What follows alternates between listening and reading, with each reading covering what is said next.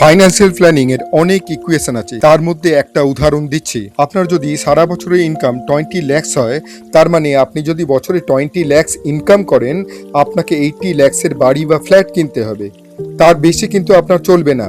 এটাই হচ্ছে rule number 1। আর আমরা এই রুল নাম্বার 1টা ফলো করতে গিয়ে কি ধরনের মিস্টেক করছি দেখুন। আমরা যখন 80 lakhs টাকা ইনভেস্ট করার জন্য ভাবছি বা ফ্ল্যাট কিনবো বলে ভাবছি, আমরা অ্যাডিশনাল যে খরচা সেটাকে কিন্তু মেজার করতে পারছি না। আমাদের অ্যাডিশনাল খরচা সেটা কি, সেটা তো আমাদের জানতে হবে। 80 লাখ টাকা বা 80 lakhs হলো cost of buying, cost of entry নয়। আমাকে জানতে হবে কস্ট অফ এন্ট্রিটা কি। তাহলে কস্ট অফ এন্ট্রি জানতে হলে আমাকে রেজিস্ট্রেশন ধরতে হবে, তাহলে আমাকে ইন্টেরিয়ার ডেকোরেশনটা ধরতে হবে, স্ট্যাম্প ডিউটি ধরতে হবে, মানে এইসব নিয়ে এক্সট্রা 30 lakhs টাকা ধরতে হবে। মানে 80 lakhs টাকাটা হবে 1,10,00,000 টাকা।